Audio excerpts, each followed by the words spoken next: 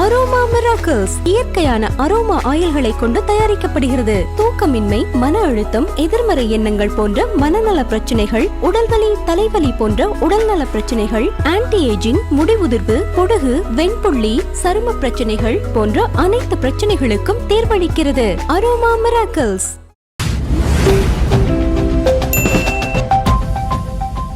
ஒரே ஒரு அனௌன்ஸ்மெண்ட் தான் ஒட்டுமொத்த அந்த தமிழ் சினிமாவும் சரியான ஒரு எதிர்பார்ப்பில் இருக்குன்னு சொல்லலாம். கமல் சாரோட ப்ரொடக்ஷனில் ரஜினி சார் நடிக்க சுந்தர்சி சார் வந்து அந்த படத்தை வந்து டைரக்ட் பண்ணுறதா. இது முதல்ல எப்படி நிகழ்ந்தது? ஏன்னா லோகேஷ் கனகராஜ் தான் இந்த படத்தை வந்து டைரக்ட் பண்ணுறதா இருந்தது. எப்படி இந்த மாற்றம் வந்து நிகழ்ந்தது சார்? ஆக்சுவலி ஒரு விஷயத்தை நம்ம தெளிவுபடுத்தணும். லோகேஷ் கனகராஜ் இயக்குவதாக இருந்த ப்ராஜெக்ட் இது கிடையாது. அதாவது ரஜினியும் கமலும் சேர்ந்து நடிக்கிற ஒரு படத்தை தான் லோகேஷ் கனகராஜ் இயக்குறதா இருந்தது. அந்த படத்தை கமல்ஹாசனுடைய ராஜ்கமல் ஃபிலிம்ஸ் தயாரிக்கிறதா இருந்தது. இந்த படம் என்னன்னா அந்த ப்ராஜெக்ட் கிடையாது. கமல் ரஜினி சேர்ந்து நடிக்கிற படத்தை நெல்சன் பண்ண போகிறாரு. அது வந்து 2027. அப்போ அதுக்கு முன்னால் வந்து ரஜினியுடைய டேட்டு வந்து வேஸ்ட்டாக போகக்கூடாதுங்கிறதுனால சுந்தர்சி இயக்கத்தில் ஒரு லைட்டரான ஒரு காமெடி சப்ஜெக்ட் பண்ணுறதுன்னு ரஜினி முடிவு பண்ணுறாரு. ஓகே. அந்த படத்தை இப்போ கமல்ஹாசனே தயாரிக்கிற மாதிரி ஒரு ஏற்பாடு நடந்திருக்கு. அவ்வளோதான். அது ஆக்சுவலி பார்த்தீங்கன்னா அவருடைய பிளான் என்ன அப்படின்னா ஜெயிலர் 2 முடிக்கிறது. முடித்ததுக்கு பிறகு பார்த்தீங்கன்னா ஒரு ஜூன் ஜூலை வாக்கில் வந்து கமலும் அவரும் சேர்ந்து நடிக்கிற படத்தை பண்ணுறது தான் ஏற்கனவே அவங்க பிளான் பண்ணி வச்சுருந்தாங்க. இப்போ திடீர்னு பார்த்தீங்கன்னா லோகேஷுடைய சப்ஜெக்ட் வந்து இவர் வேணான்னு முடிவு பண்ணிட்டாரு. அப்போ வேறு யார் கதையை பண்ணலான்னு பார்க்கும்போது நெல்சன் சொன்ன அவுட்லைன் இவருக்கு பிடிச்சி போச்சு. ஆனால் என்னென்னா ஜூலை வரைக்கும் கிட்டத்தட்ட ஜெயிலர் 2 தான் நெல்சன் இருப்பார். அப்போ இந்த டேட்டை வந்து இவங்களால் பயன்படுத்த முடியாது. அப்போ என்ன பண்ணலாம், இப்போ நெல்சன் தான் டைரக்டர் அப்படின்னா அந்த ப்ராஜெக்டை அடுத்த வருஷம் பண்ணிக்கலாம். அந்த கேப்பில் நான் ஒரு படம் வந்து ஒரு லைட்டான சப்ஜெக்டில் பண்ணுறேன்ட்டு அவர் ஒரு பேரலாக வந்து சுந்தர்சிக்கிட்ட வந்து ஒரு லைன் கேட்குறாரு. அது ஓகே ஆகுது. அது ஐசரி கணேஷ், ஏசி சண்முகம் இந்த மாதிரி இவங்க பண்ணுற மாதிரியான ஒரு பேச்சுவார்த்தை போயிட்டே இருக்குது. அந்த கேப்பில் தான் இப்போ கமல் படத்தை வந்து நம்ம அடுத்த வருஷம் தள்ளி வைக்கிறோம். ஒருவேளை கமல் வருத்தப்படுறதுக்கு வாய்ப்பு இருக்குது. எல்லாத்துக்கு மேலே கமல் வந்து கொஞ்சம் மைனஸில் இருக்கிறதா அவருக்கு ஒரு தகவல்.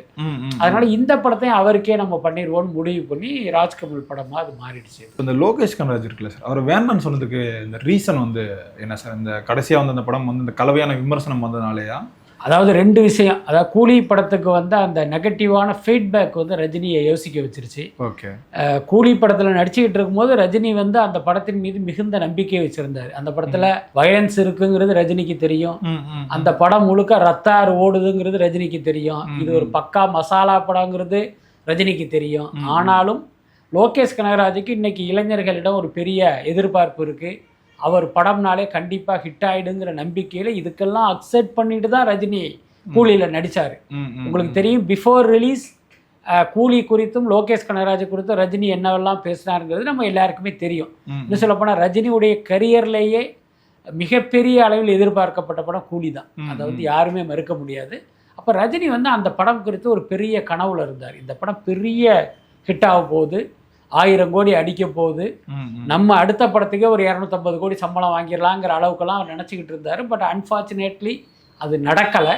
இன்னொரு பக்கம் பார்த்தீங்கன்னா கூலி படத்தில் வயலன்ஸ் ஜாஸ்திங்கிற அந்த விமர்சனமும் வந்துருச்சு. இப்போ கூலியில் நடிக்கும் போதே ரஜினி கமல் நடிக்கிற அவுட்லைனை வந்து ரஜினி கேட்டார். அதுக்கப்புறம் லோகேஷ் கனகராஜ் இன்னும் கொஞ்சம் விரிவாக வந்து அவர்கிட்ட சொல்லிட்டாரு. ரஜினி பார்த்தீங்கன்னா ஓகே டெவலப் பண்ணுங்கிற அளவுக்கு வந்து பதிலை சொல்லிவிட்டு அவர் வேலையை அவர் பார்த்துக்கிட்டு இருக்காரு. இந்த பக்கம் லோகேஷ் கனகராஜ் பார்த்தீங்கன்னா வெளியூர்லாம் போய் உட்காந்து ஸ்கிரிப்ட் ஒர்க்லாம் பண்ணிவிட்டு கடைசியில் ராஜ்கமல் வந்து அவருக்கு பெசன்ட் நகரில் ஒரு ஆஃபீஸே போட்டு கொடுத்துட்டாங்க. எதுக்குன்னா இந்த கூலிக்கு அடுத்து இவர் பண்ணுற இந்த படத்தினுடைய வேலையை பார்க்குறதுக்காக. ஓகே. இதெல்லாம் நடந்துக்கிட்டு இருக்கு. இப்போ ரஜினிக்கு வந்து செகண்ட் தாட் வந்துருச்சு. என்னன்னா இந்த படத்துக்கு இவ்வளோ நெகட்டிவ் ரிப்போர்ட் வந்தது, இப்போ இவர் சொல்லிட்டு போன கதையும் வயலன்ஸாக இருக்குது, அப்போ இவர் படத்தில் நம்ம நடிக்கிறதான அவர் யோசிக்க ஆரம்பிச்சிட்டாரு. அப்போ தான் அவர் என்ன பிளான் பண்ணார், வேண்டாம். இன்னொன்று பார்த்தீங்கன்னா ஆக்ஷன் படத்தில் நடிக்கிறது பெரிய சிக்கல் என்னென்னா அவங்க ரொம்ப ஸ்டைன் பண்ணணும். ரஜினியுடைய வயோதிகத்துக்கு அது தாங்காது. அதனால் இப்போ நம்ம லைட்டராக ஒரு காமெடி சப்ஜெக்டாக பண்ணலான்னு பிளான் பண்ணிட்டு தான் அவர் நெல்சன்கிட்ட போய் கேட்குறாரு.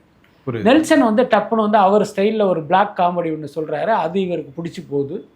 உடனடியாக லோகேஷ் கதை வேணாங்கிற ஒரு முடிவுக்கு வந்துடுறாரு. சுந்தர்சி சார் படத்துக்குள்ள வரும். இது வந்து அரண்மனை 5ன்னு சொல்லி சொல்கிறாங்களே சார், இந்த படத்தில் வந்து ரஜினி நடிக்க போகிறாரு அப்படின்னு. அதெல்லாம் கிடையாது, அது சும்மா சோஷியல் மீடியாவில் அடித்து விட்றாங்க. நீங்கள் யோசிச்சு பாருங்கள், ரஜினிங்கிறது அவ்வளோ பெரிய நடிகர்.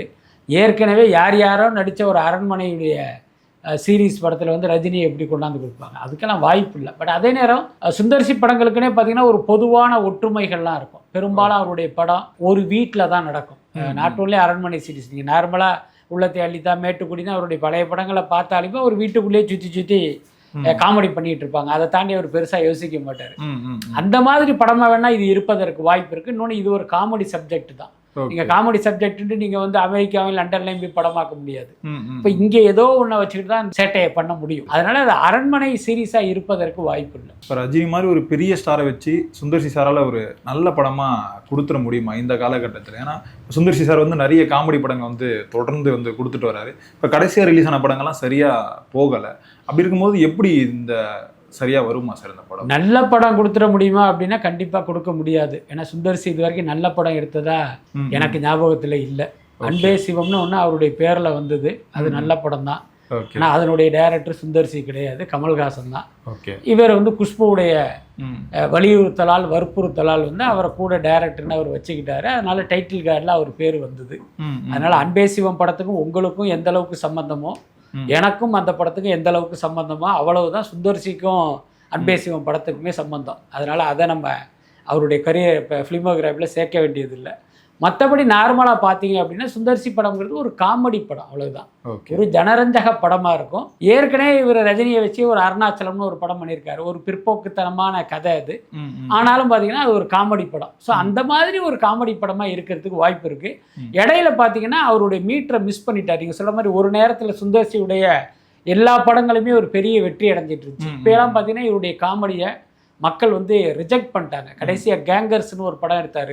தியேட்டரில் ஆப்ரேட்டர் கூட கிடையாது, அந்த அளவுக்கு அது வந்து ஒரு ஃப்ளாப்பான படம். இவருடைய காமெடி வந்து ஒர்க் அவுட் ஆகவே இல்லை. அதனால இப்போ ரஜினியை வச்சு படம் பண்ணாலும் டைரக்டர் இவர் தானே. அதனால பார்த்தீங்கன்னா அந்த அபாயம் இருக்குது, அதில் மாற்றம் இல்லை. பட் ஆனால் நமக்கு ரொம்ப காலம் கழித்து ரஜினி நமக்கு டேட் கொடுத்துருக்காருங்கிற அந்த பொறுப்புணர்வோடு ஸ்கிரிப்ட் பண்ணால் அந்த படம் வந்து ஓரளவுக்கு ரசிக்கப்படுவதற்கும் வாய்ப்பு இருக்குது. எல்லாத்துக்கும் மேலே சுந்தர்சி நம்ம பேசினாலும் இப்போ அவருடைய படத்தினுடைய வெற்றி தோல்வி அதனுடைய அவுட்புட்டுங்கிறது அவருடைய டீமை பொறுத்து தான். எப்பயுமே சுந்தர்சியை பொறுத்த வரைக்கும் பார்த்தீங்கன்னா அவருக்குன்னு ஒரு டீம் ஒர்க் பண்ணிகிட்டே இருப்பாங்க.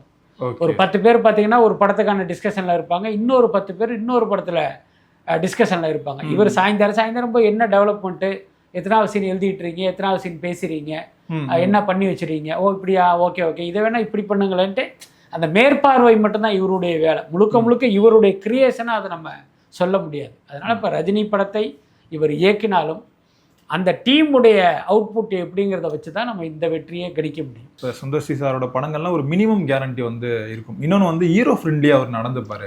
அதனால ஹீரோஸ் வந்து அவர் கேட்டோன்னே இந்த கார்ட் ஷீட் வந்து கொடுக்குறாங்க அப்படின்ற மாதிரியும் சொல்லுவாங்களே சார். இல்லை, சுந்தர்சியை பொறுத்த வரைக்கும் ஹீரோ ஃப்ரெண்ட்லி, அதில் மாற்றமே இல்லை. எல்லா ஹீரோக்கள்கிட்டையும் ரொம்ப ஒரு இணக்கமான ஒரு நட்பு வச்சிருப்பாரு. அதனால சுந்தர்சி படத்தில் நடிக்கிறான், அந்த படம் ஓடுது ஓடலைங்கிறத தாண்டி ஒர்க் பண்ணுறது பார்த்தீங்கன்னா ரொம்ப ஜாலியாக இருக்கும். எந்த பேர்டனும் இருக்காது, இரிட்டேட் பண்ண மாட்டார். அவங்களுக்கு என்ன சௌகரியமோ அந்த மாதிரி அவர் ஒர்க் பண்ணுவார். அவர் யாரோட ஒர்க் பண்ணாலும் இதுதான். நம்ம பல படப்பிடிப்பு சுந்தரோட நம்ம பார்த்துருக்கோம். அதனால் அதில் வந்து எந்த மாற்றமுமே இல்லை. பட் அதே நேரம் ஹீரோக்களுக்கு அது மட்டுமே பத்தாது இல்லை. இவர் வந்து நல்ல சூப்பராக இவரோட ஒர்க் பண்ணுறது எனக்கு ரொம்ப கம்ஃபர்டபுளாக இருக்குது அப்படின்ட்டு நீங்கள் ஒரு ஃப்ளாப் கொடுத்த டைரக்டரோட பண்ண முடியாதுல்ல. அப்போ சப்ஜெக்டும் உங்களுக்கு சரியாக இருக்கணும். இதுக்கு பெரிய உதாரணம் என்னன்னா அஜித் தான். அஜித்தை பொறுத்த வரைக்கும் அந்த சிறுத்தை சிவாவோட ஒர்க் பண்ணுறது வந்து அவருக்கு ரொம்ப பிடிக்கும். ஏன்னா அந்த அளவுக்கு அஜித் ரொம்ப கம்ஃபர்ட் லெவல்லையே இவர் வச்சு அவர்கிட்ட வேலை வாங்குவார். அதனால தான் தொடர்ந்து ஒரு 2-3 படம் வந்து அவர் படமே நடித்தார். இப்போ ஒரு கட்டத்தில் அவர் ஃப்ளாப் கொடுத்ததுக்கப்புறம் அஜித் அவர் கிட்ட சேர்க்கவே இல்லை. அதே சிவா தானே, அவருடைய கேரக்டர் அப்படி தானே இருக்கும். மீண்டும் நடித்தாலும் உங்களை அதே மாதிரி கம்ஃபர்ட் ஜோனில் வச்சு தானே அவர் படம் பண்ணுவார். ஆனால் ஏன் நீங்கள் அவர் வந்து மறுபடியும் யூஸ் பண்ணலை? என்ன காரணம்னா அவர் தோத்துட்டாரு. அவரோட மறுபடியும் ஒர்க் பண்ணோம் அப்படின்னா அந்த படம் பிஸ்னஸ் ஆகாதுன்னு ஒரு கணக்கு இருக்குல்ல.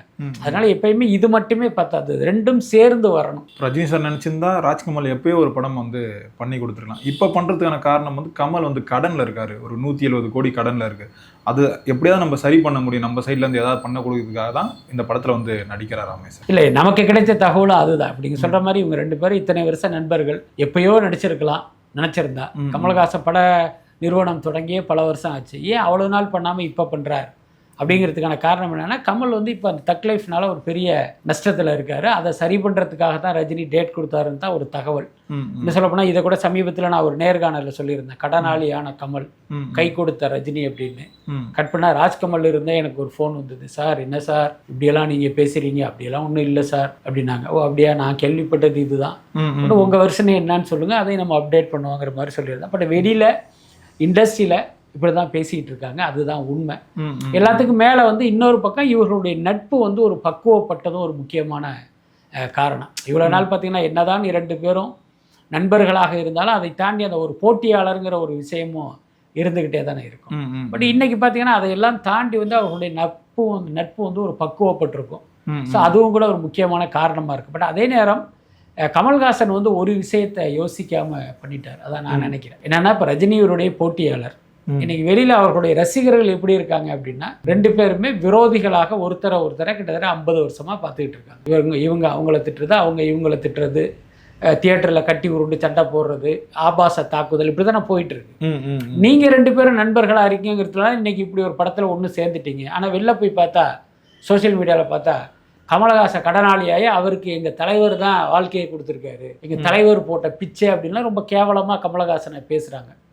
இப்போ நீங்கள் யோசிச்சு பாருங்கள், இந்த படத்தின் மூலமாக கமலஹாசனுக்கு 100 கோடி லாபம் வந்தாலும் இப்படி ஒரு வசவும் கூடவே வருது. இது காலமாக வருங்க, உங்கள் காலத்துக்கு பிறகும் வருமே. கமலஹாசன் படம் எடுத்து நஷ்டமாயிட்டாரு, ரஜினிகாந்த் தான் அவரை கை தூக்கி விட்டார் அப்படின்னு வரலாறு எழுதிக்கிட்டே இருக்கு.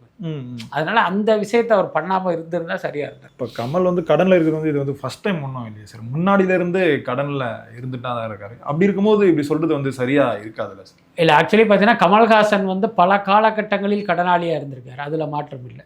ஓகே. ஆனால் அன்றைக்கு கடனில் இருந்ததுக்கு இன்னைக்கு கடனில் இருக்கிறதுக்கு ஒரு பெரிய வித்தியாசம் இருக்குது. நான் கேள்விப்பட்டவரை கமல்ஹாசனே பலரிடம் ஷேர் பண்ணதை தான் நானும் சொல்கிறேன். கமல்ஹாசன் ஒவ்வொரு காலகட்டத்திலையுமே மிகப்பெரிய அளவுக்கு கடனாளியாக மாறினது காரணம் என்னன்னா, அவருடைய மனைவியை விவாகரத்து செய்து அதன் காரணமாக அவங்களுக்கு ஒரு செட்டில்மெண்ட்டு நடக்கும். வாணி கணபதி தான் அவருடைய முதல் மனைவி. அவங்களோட வந்து இவருக்கு டிவோர்ஸ் நடக்கும்போது அன்றைய காலகட்டத்தில் பல லட்சம் ரூபா அவங்களுக்கு இவர் செட்டில் பண்ணதா ஒரு தகவல் இருக்கு. அன்னைக்கு கமல்ஹாசனுடைய சேமிப்பா இருந்ததுல வந்து ஒரு பெரும் பகுதி அதுல போயிடுச்சு. அதுக்கப்புறம் பார்த்தீங்கன்னா சரிகாவை கல்யாணம் பண்ணி அவங்களோட வாழ்ந்துகிட்டு இருக்காங்க.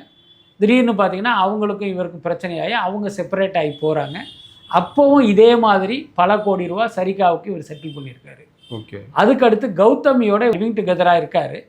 அவங்க அதிகாரப்பூர்வ மனைவி இல்லை, ஆனால் இண்டஸ்ட்ரிக்கு தெரியும் கௌதமி வந்து கமல்ஹாசனுடைய மனைவியாக தான் இங்கே வாழ்ந்துக்கிட்டு இருக்காருன்ட்டு. ஒரு கட்டத்தில் அவங்களும் இவர்கிட்டேருந்து செப்பரேட் ஆகி போகும்போது பார்த்தீங்கன்னா அப்போவும் அவங்களுக்கு ஏதோ ஒரு செட்டில்மெண்ட் பண்ணதா ஒரு தகவல் இருக்குது. இந்த மாதிரி ஒவ்வொரு காலகட்டத்திலையும் இவருடைய சம்பாத்தியத்திலிருந்து மிகப்பெரிய தொகை வந்து இதுக்கே போயிருக்கு. அப்போ அதனால் அவர் கடனாளியானதே வச்சுக்கோங்க. இப்போ ரஜினிகாந்த் வந்து கமல்ஹாசன் டைவர்ஸ் பண்ணதுனால கடனாளியாக இருக்கார், அவருக்கு ஒரு படம் பண்ணி கொடுப்போன்னு கமல் நினைப்பாரு? நினைக்கவே தோணாது உங்களுக்கு. அவர் வந்து பர்சனல் விஷயம், அதனால அவர் கடனாளி ஆகிட்டார், நம்ம எதுக்கு ஹெல்ப் பண்ணணும்னு தான் உங்களுக்கு தோணும். ஆனால் இன்றைக்கி ஏற்பட்ட கடன்கிறது அப்படி இல்லை. ஒரு படம் எடுக்கிறாரு, அந்த படத்தினால நஷ்டமாகுது, அது வந்து அவருக்கு ஒரு சுமையாக மாறும்போது இவர் கை தூக்கி விடுறாரு. ரெண்டுக்கும் வித்தியாசம் இருக்குல்ல. இப்போ இந்த படம் எப்படி சார் இருக்கும்? ரஜினி சார் கமல் சார் சேர்ந்து நடிக்கிற அந்த படம் இருக்குல்ல சார், அது வந்து நெல்சன் வந்து டைரக்ட் பண்ணுறாரு. இப்போ இன்கேஸ் ஜெயிலர் 2 படம் ரிலீஸ் ஆகும்போது ஒரு கலவையான விமர்சனம் வரும்போது அந்த டைமும் டைரக்டர் வந்து மாற்றுறதுக்கான வாய்ப்பு இருக்கா? நிறைய இருக்குது. ஆக்சுவலி பார்த்தீங்கன்னா அதில் அந்த ப்ராஜெக்ட்டு நடக்காமல் போவதற்கு தான் நிறைய வாய்ப்புகள் இருக்குது. ஓகே. முதல் காரணம் என்னன்னா, இப்போ நீங்கள் சொன்னது தான், கூலின்னு ஒரு படத்தில் நடிச்சுக்கிட்டு இருக்காரு. லோகேஷ் கனகராஜுக்கு பெரிய ஹைப் இருக்குது. லோகேஷ் கனகராஜ் மேலே இவருக்கு நம்பிக்கை இருக்குது. அதனால அவர்கிட்ட கதை கேட்டு ஓகே பண்ணி கமலும் நானும் சேர்ந்து நடிக்கிறேங்கிற அளவுக்கு அந்த ப்ராஜெக்ட் வருது. அதை நம்ம தான் பிரேக் பண்ணோம் வெளியில். இப்போ இந்த படம் ஃப்ளாப் ஆனோன்னா டப்புன்னு அவரை கட் பண்ணி விட்டார். இப்போ ஜெயிலர் 2ல் நடிச்சுக்கிட்டு இருக்காரு. இதே மாதிரி ஜெயிலர் 2 ஓடுன்னு இவருக்கு நம்பிக்கை இருக்குது. இன்னொரு பக்கம் நெல்சன் மேலேயும் ஒரு நம்பிக்கை வச்சுருக்காரு. அதனால நெல்சன்கிட்ட கதை கேட்டு இந்த படத்தை ஓகே பண்ணிட்டாரு. இப்போ ஒரு பேச்சுக்கு சொல்லுவோமே, ஜெயிலர் 2 வந்து ஃப்ளாப்பு, படம் ஓடலை, கூலியை விட மோசமான ரிவ்யூ அந்த படத்துக்கு வருது அப்படின்னா கண்டிப்பாக ரஜினிகாந்த் நெல்சன் படத்தில் நடிக்க மாட்டார். இதுதான் உண்மை. எப்பயுமே ரஜினியை பொறுத்த வரைக்கும் ஓடுற குதிரையில் சவாரி பண்ணுற ஒருத்தர் தான் அவர். அவரே ஒரு ஓடுற குதிரை தான், இருந்தாலும் அவர் இன்னொரு ஓடுற குதிரையோடு தான் ஓடுவார்.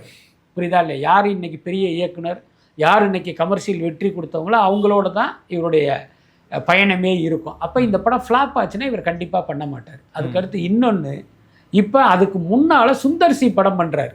அந்த படத்தை யார் தயாரிக்கிறா? ராஜ்கமல் தயாரிக்கிறாங்க. இப்போ எப்பயுமே ஒரு படம் தொடங்குவதற்கு முன்பு அந்த பட நிறுவனத்துக்கும் அந்த ஹீரோவுக்கும் பார்த்தீங்கன்னா நல்லுறவு இருக்கும். அந்த படப்பிடிப்பு தொடங்கின பிறகு பார்த்தீங்கன்னா அதில் வந்து கீறல் விழுந்துடும். இது தவிர்க்கவே முடியாது. புரியுதா இல்லையா? இப்போ உதாரணத்துக்கு ஒரு ஹீரோ இந்த ஹோட்டல் வேணும் பாரு, கம்பெனி என்ன பண்ணால் அந்த ஹோட்டலுக்கு ஒரு நாளைக்கு 50,000 ரூபா வாடகை, எதுக்கு 25,000 ரூபா வாடகையில் ஒரு ரூமை புக் பண்ணுவாங்க. அங்கே பஞ்சாயத்து ஆகிடும். அப்புறம் ஒரு ஹீரோ என்ன பண்ணுவார், எனக்கு வந்து இந்த கேரவான் தான் வேணும் பாரு, அந்த கேரவான் 25,000 வாடகை. கம்பெனி என்ன பண்ணும், ஒரு 10,000 ரூபா வாடகைக்கு ஒரு கேரவானை கொண்டாந்து நிறுத்தும். அதில் பஞ்சாயத்து ஆகிடும். இந்த ஹோட்டலில் தான் சாப்பாடு வேணும்னு கேட்பாங்க, இவங்க வேறு ஹோட்டலில் வாங்கி கொண்டாந்து கொடுப்பாங்க, அதில் பஞ்சாயத்து ஆகிடும். இந்த மாதிரி படம் ஆரம்பித்த பிறகு பட நிறுவனத்துக்கு ஹீரோக்களுக்கும் பஞ்சாயத்துங்கிறது தவிர்க்கவே முடியாது. எப்படியா இருந்தாலும் ஒரு பஞ்சாயத்து வந்துடும். ஸோ அந்த மாதிரி ராஜ்கமல் மீது ரஜினிகாந்துக்கு ஏதாவது ஒரு அதிருப்தி வந்தால், அடடா அடுத்த படம் இவங்களுக்கு பண்ண வேணாங்கிற முடிவை கூட அவர் எடுப்பதற்கு வாய்ப்பு இருக்கு. இப்போ இந்த அனௌன்ஸ்மெண்ட் வந்தது அதிகம் எதிர்பார்க்கப்பட்டது வந்து என்னன்னா, இந்த ஆடியோ லான்ச்னு ஒன்று நடக்கும். அதில் ரஜினி சாரும் கமல் சாரும் சேர்ந்து பேசுறது தான் அதிகம் எதிர்பார்த்துருப்பாங்க. அது மட்டும் இல்லாமல் தமிழ் சினிமாவுக்கு இந்த முதல் 1000 கோடி வசூல் வந்து எந்த ஒரு படமும் வந்து இன்ன வரைக்கும் கலெக்ட் பண்ணல. இப்போ இவங்க 2 பேர் சேர்ந்து நடிக்கும்போது அந்த 1000 கோடி வசூல் வந்து சாத்தியம் ஆகுமா சார்? அந்த ப்ராஜெக்ட்டுக்கு வாய்ப்பு இருக்கு. என்னன்னா ரஜினியும் கமலும் பல வருடங்கள் கழித்து ஒன்னா சேர்றாங்க அப்படிங்கிறது தான் அதனுடைய யூஎஸ்பி. அப்போ அது ஒரு பேன் இண்டியாவா ஒரு எதிர்பார்க்கப்படுகிற படமாக அது மாறிடும். அதெல்லாம் நிச்சயமா அந்த 1000 கோடி வசூலுங்கிறதும் சாத்தியம்தான். இன்னும் சொல்ல போனா இந்த கால்குலேஷன்ல தான் ரஜினியும் கமலும் சேர்ந்து நடிக்கிறாங்க. ரஜினியும் கமலும் சேர்ந்து நடிக்கிற படத்தை கமல்ஹாசன் தயாரிக்கிறார். அது தயாரிப்பு கமல்ஹாசன். ஆனால் இதனுடைய லாபம் எப்படி போகுதுங்கிறது கமல் ரஜினிக்கு தான் தெரியும். ஒருவேளை அவங்க 2 பேருமே 50-50 கூட பேசியிருக்கிறதுக்கு வாய்ப்பு இருக்கு. அப்போ அந்த அவ்வளோ பெரிய வெற்றி வாய்ப்பு இந்த ப்ராஜெக்ட்டுக்கு இருக்கு. அதனால அதை எந்த அளவுக்கு ப்ரொமோட் பண்ணணுமோ அந்த அளவுக்கு அவங்க ப்ரொமோட் பண்ண நினைப்பாங்க. நீங்கள் நினைக்கிற மாதிரி ஒரு ஆடியோ லான்ச்சை மிக பிரம்மாண்டமான ஒரு விழாவாக மாற்றி அதையும் கூட ஒரு பேசு பொருளாக மாற்றுவாங்க. ஆனால் இது எல்லாம் நடக்கணும் அப்படின்னா அந்த படம் தொடங்கப்படணும். என்ன? ஸோ அது தொடங்கப்படுவதற்கு நம்ம முதல் கேள்விக்கு சொன்ன மாதிரி இந்த மாதிரியான சின்ன சின்ன இடையூறுகள்லாம் இருக்குது. அதெல்லாம் கடந்து அந்த படம் எப்படி துவங்கப்பட போகுது அப்படிங்கிறது தான். உங்களைப் போலவே நானும் ரொம்ப ஆர்வமாக இருக்கேன். பட் தனிப்பட்ட முறையில் கேட்டால் அந்த கமலும் ரஜினியும் சேர்ந்து நடிக்கிற படம்ங்கிறது அது சரித்திரத்தில் இடம்பெற போகிற ஒரு படம். இன்னைக்கு பார்த்தீங்கன்னா எம்ஜிஆர் வந்து ஒரு பக்கம் ஜாம்பவான், சிவாஜி கணேசன் ஒரு பக்கம் ஜாம்பவான் தமிழ் சினிமாவில். ஆனால் கூண்டு கிளிங்கிற படத்தில் தான் 2 பேரும் சேர்ந்து நடித்தாங்க. அது இன்னொரு 1000 வருஷம் கழித்து நீங்கள் தமிழ் சினிமா வரலாற்றை எழுதினாலும் அந்த கூண்டு கிளி படத்தை தவிர்த்துட்டு உங்களால் நகர முடியாது. ஸோ அந்த மாதிரி ரஜினியும் கமலும் சேர்ந்து நடிக்கிற படம்ங்கிறது சரித்திரத்தில் இடம்பெற போகிற ஒரு படம். ஆனால் என்னென்னா அந்த படத்தை இவங்க வெறுமனே வணிக ஆதாயத்துக்காக ஒரு மட்டமான மசாலா படமாக எடுக்காமல் அந்த சரித்திரத்தில் இடம்பெற தகுதியான ஒரு படமாக அதை பண்ணாங்க அப்படின்னா நல்லாயிருக்கும். அப்படி ஒரு பட்ட படமாக வராதா அப்படிங்கிற ஒரு எதிர்பார்ப்பில் நானும் கூட அதை எதிர்பார்க்குறேன்.